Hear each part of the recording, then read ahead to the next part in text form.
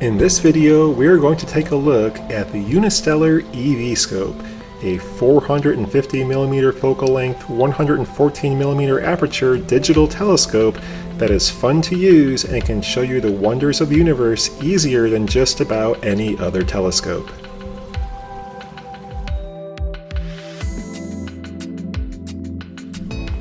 The eVscope started out as a project on Kickstarter and Indiegogo a few years ago, but is now available directly on the Unistellar website as well as from other astronomy gear retailers.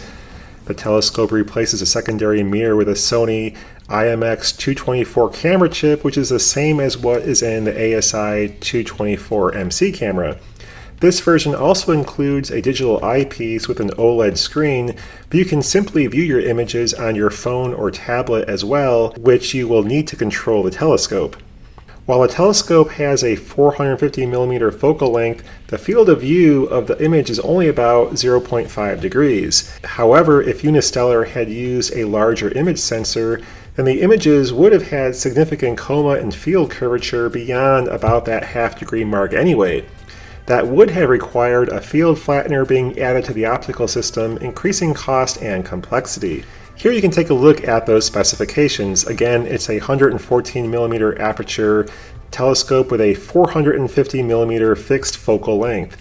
The focal ratio works out to just under f4, and again there's that Sony IMX224 sensor that has a 1305 by 977 resolution. Total weight is 19.8 pounds or about 9 kilograms, and the tripod weighs about 4.4 pounds, and the scope and mount head are about 14.4 pounds. So the whole thing is very lightweight, easy to carry, fully assembled without any trouble at all. The eyepiece, again, is a digital eyepiece with a small OLED screen, and it has an internal battery rated for about 10 hours of use. In practice, they'll probably get more like 5 to 8, as it will vary on how much you actually slew the telescope around. The longer it stays in one place, looking at one object, the longer your battery life will be. However, you can use the USB-C connector that is used to power the telescope and charge it to run it from an external battery to give you a longer runtime if needed. You do get a toolkit included that allows you to do all adjustments you need for collimation, for removing the mirror, and for adjusting the tripod, and you do of course get your AC adapter and manuals. The backpack is optional, but I do highly recommend that. We'll look at that later on, and that does hold the telescope and the tripod plus all of your accessories. And there is no handheld control, but you do control everything using the Unistellar app on your tablet or phone. The telescope contains an internal computer, basically a Raspberry Pi, that controls the go-to, tracking, and does all the live image stacking. Since the eVscope is an alt-as mounted telescope and doesn't physically correct for field rotation, individual exposures are limited to only 4 seconds to prevent star trails, and those 4-second exposures are then stacked to produce a more detailed image over time. The computer software does correct for the field rotation, allowing you to integrate hours of data on a single object if you so choose. And in general, it seems from my use that around the 8-minute mark kind of gives you the best bang for your buck. You get steady image improvement up to that point in time that's visible, and then beyond that point in time, there's a much slower gain of improvement with time. You will certainly still get a better image at 10, 20, or 30 minutes of integrated exposure time, but the incremental improvement is going to be a lot less the longer you go. So how does the eVscope ship? Well, I picked up the version that ships with a backpack case, and so the telescope ships double boxed with a telescope inside the backpack. The tripod and accessory box ship in foam next to the backpack, though both fit in or on the backpack case. If you don't get the backpack, the scope will just ship in a fitted foam package much like any other telescope, but regardless of which version you buy, the scope does ship well padded. So how do you set up the eVscope? Well, setting up the eVscope is fast and easy. First, you need to set up the tripod, leveling it with the included bubble level. A level tripod will generally allow the telescope to have faster go-tos and allow it to track more accurately. Once the tripod is set up, simply place the telescope and mount on the tripod, lock it in place with the 2 thumb screws, and push the power button. Once the scope is powered on, connect to the telescope Wi-Fi with your phone or tablet and open the Unistellar application. It is usually a good idea to go ahead and take a dark frame each time you use a telescope, but you don't have to do that. but taking a dark frame will help to remove the image sensor noise, which will vary by temperature, from all of your images, giving you a better looking overall image. Next, make sure your telescope is roughly in focus, and then have your telescope initiate field detection, and then have it point to a brighter star. It is helpful to pick one 20 or more degrees away from the zenith, just so you can reach the collimation screws and the focus knob a little bit easier on the bottom of the telescope. In this example, I picked Altair. You can just manually slew the telescope to a bright star, pick one from the list in the application, or just search for one in the application search field and select Go To from there. Once you have the star in the middle of a telescope field of view, defocus the star to check for collimation and adjust collimation if needed. This won't need to be done every session, but it is good to check after traveling with the telescope, since the mirror can shift a little bit if the scope was bounced around in transit. You can adjust the collimation using 2 adjustment screws on the back of a telescope, and you want to get the shadow of the secondary spider perfectly centered on the star image. You can see here that my collimation was a little bit off on this day, and so a couple of quick tweaks were needed to get the scope back in collimation, which in turn helps the telescope to produce nice round stars in the images. Now the back of the telescope does have 6 screws there. 4 actually hold on the mirror cell to the back of a telescope, and 2 are for collimation. So obviously make sure that you're using the collimation screws and not unscrewing the whole mirror cell from the back of a telescope. The mirror support and collimation are rather unique on the eVscope, with a 4-point system used instead of the usual 3. 2 support points use springs, with the other 2 using a push-pull system with springs pushing the mirror and screws pulling it. This system makes collimation much easier for those new to collimation, since it can be hard to figure out what screws to adjust when there are only 3. However, in theory, having 4 points of suspension can be less stable. But since the mirror is small and weighs little, this probably isn't an issue in practice, and an easier to figure out collimation system probably makes more sense to implement. To collimate your eVscope, look at how secondary shadow is offset from the center. If the secondary cross is shifted below the center, use the controller to shift the star towards the bottom of the screen. Then adjust the collimation screws to bring it back to the center. If the secondary cross is too high, shift the star to the top of the screen and then adjust the screw to bring it back towards the middle. My secondary shadow is also shifted to the right, and so I moved it to the right side of the screen and then adjusted the collimation screw to shift it back to the center. While not perfect, the collimation is now better, as you can see. Finally, before you begin using your scope, you need to adjust the focus. The included Bahtinov mask will allow you to achieve perfect focus. Add the mask to your telescope optical tube and adjust the brightness of the star until it is dim but still easily viewable. If the spikes that the Bahtinov mask create are too bright, your star will look to be in focus even when it is not. The thinner the spikes are, the easier it will be to achieve that perfect focus. Adjust the focus until all spikes are evenly spaced and you have a small round dot in the middle of the spike pattern. Then you can remove the Bahtinov mask and select a target to observe. You can either pick one from the database or enter your own coordinates. Select Enhanced Vision once the telescope has slewed to your target, and watch as the image of the object slowly improves with time. You can then save your images by clicking a button on the screen, and in the settings you can either select to save the image with a round data overlay which displays the object's name, coordinates, and integration time, or you can save the full rectangular image with no data overlay, which allows you to see a larger view. So what do the views and images out of the eVscope look like? Well, here are some sample images I have taken with the telescope, all from Bortle 6 and 8 skies, that is basically suburban skies with quite a bit of light pollution. Images would look even better from a darker sky site or had I used longer integration times. You can see both the images straight out of the telescope with the auto settings, as well as those with some quick editing done in Lightroom. You can achieve some of the improvements done in Lightroom by choosing and adjusting the manual settings in the eVscope application, as the auto settings won't always give you the best image result. And also be sure to check out the eVscope Facebook group for better examples people have posted that were made from longer exposures or that stacked multiple images using Deep Sky Stacker or other software. So what can you do to improve your images? The number one thing to do is make sure you take dark frames each of your imaging sessions, since sensor noise will vary with temperature, and the dark frames help to greatly reduce that image sensor noise in your images. You will find that you can frequently improve your images by doing some basic edits in Lightroom or another photo editing software. There's often far more data in your image than what first appears, and just by varying the black point, the exposure, the light curves, you can often dramatically improve your images by bringing out detail that was hard to see in the initial image. As mentioned earlier, you can also achieve some of the same gains you get by editing your images in software by manually adjusting the image capture settings in the eVscope as well. Another thing to try is creating a large panorama of an object. Start with taking 5 images of an object, one with the object in the center, then 4 more with the object of interest in the lower left, lower right, and upper right portions of the screen. And then use Photo Stitcher or some other similar application to stitch 5 images into one with a larger field of view.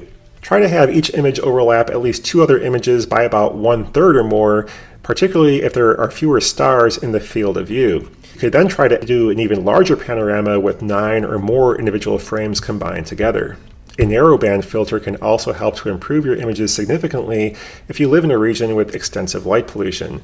While it is a bit tedious to install a filter the first few times you try it, and you need to buy a special adapter, using a narrowband light pollution filter can improve your image contrast by keeping the sky background darker, which helps to make nebula more visible in the image. To install a filter, make sure the telescope tube is perfectly horizontal, or even slightly below horizontal, then add the filter to the adapter and reach into the front of the telescope to thread the adapter with the filter onto the front of the camera sensor tube.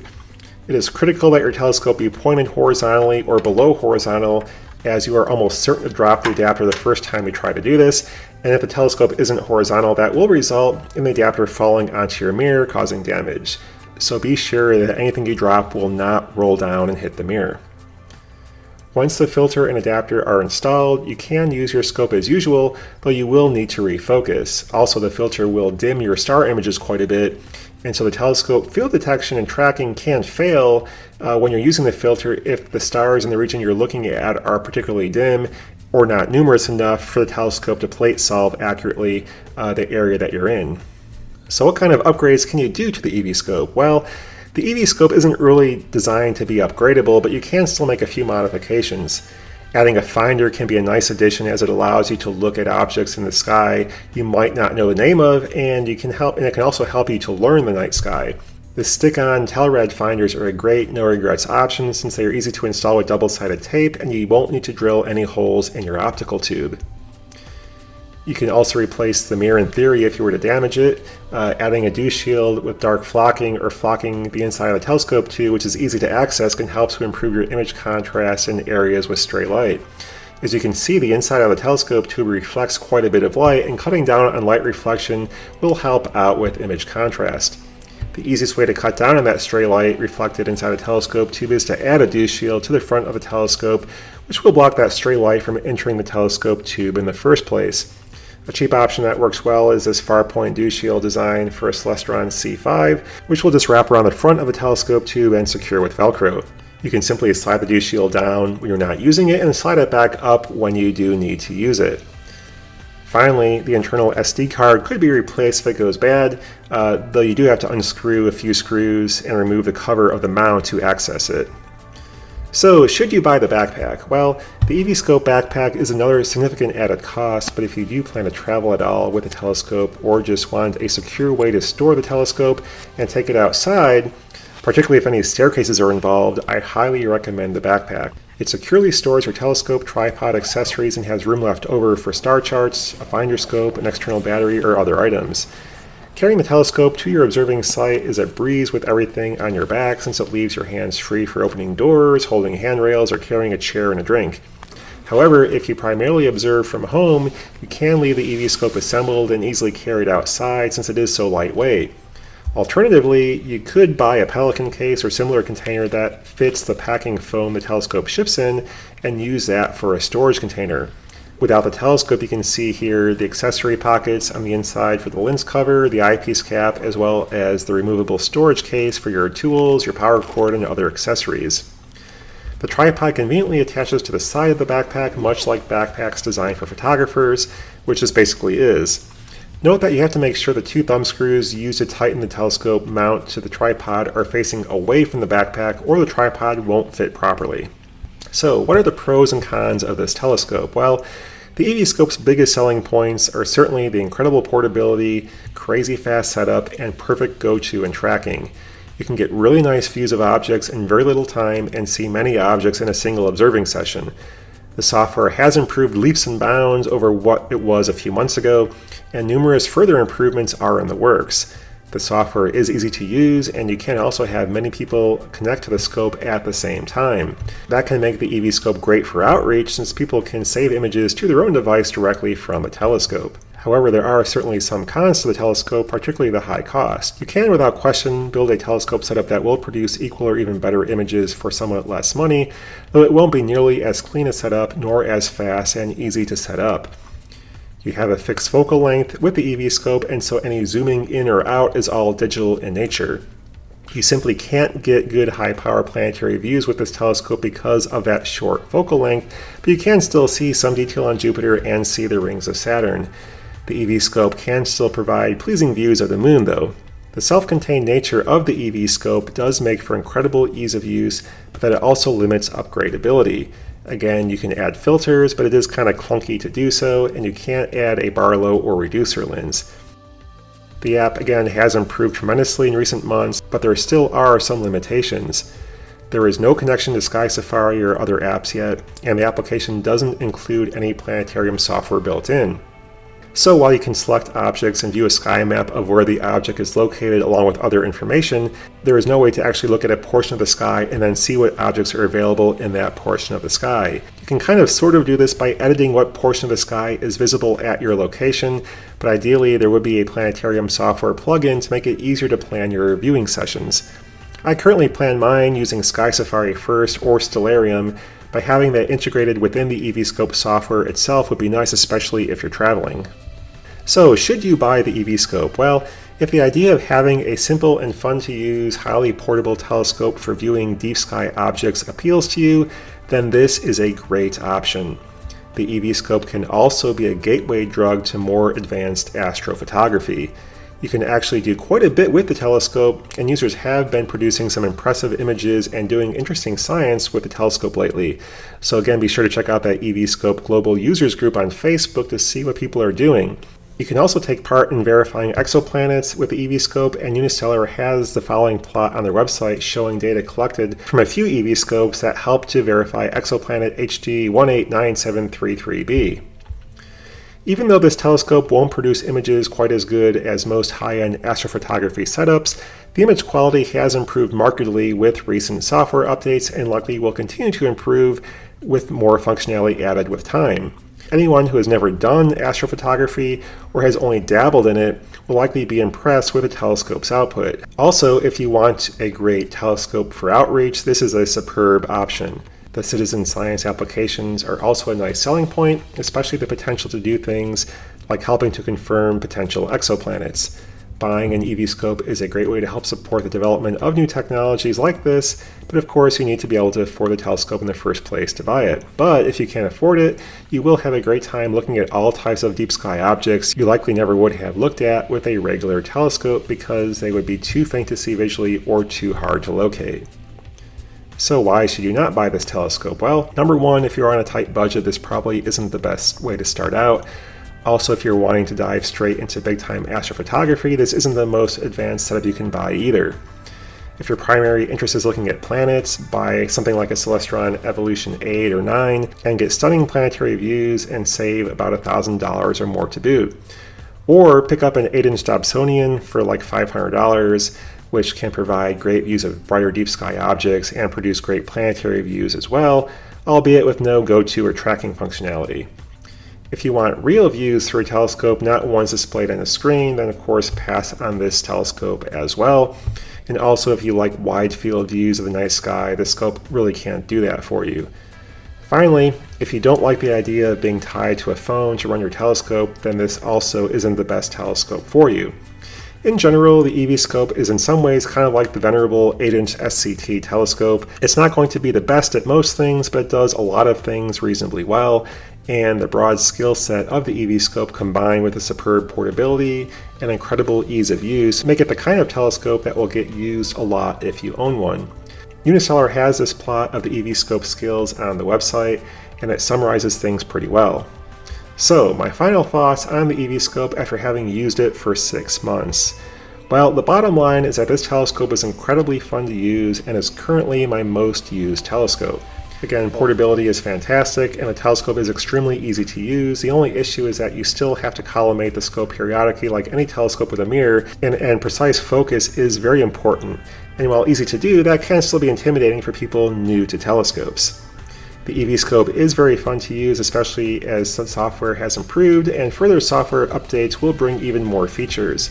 The main downside of the eVscope is the poor performance on planets resulting from the short focal length. You can of course still view the planets, but you won't be able to see a lot of detail like you would in a bigger and longer focal length telescope. The eVscope is designed for deep sky objects and it does well there, but the half-degree field of view does limit viewing of a handful of large objects like the Andromeda Galaxy. But you can still create composites to view a large field of view for some of those objects. Hopefully Unistellar will implement an automated panoramic mode eventually, which will greatly help out in those situations. Also, since the eVscope corrects for field rotation using software, long integration periods will further shrink the usable field of view. The eVscope is fantastic for outreach, especially with multiple people being allowed to connect to the eVscope at one time and save their images locally to their own device. The cost of the eVscope is certainly high, but if you can afford the telescope, you won't really think about that as you enjoy using it. The telescope is made of all aluminum with some plastic and is very sturdy and well built, and while there have been some quality control issues, I think most of those are becoming less frequent with time. And Unistellar does offer great customer support, so if you receive a clunker, you won't really have any issue replacing it with a better one. Finally, would I buy this telescope again? And the answer is absolutely.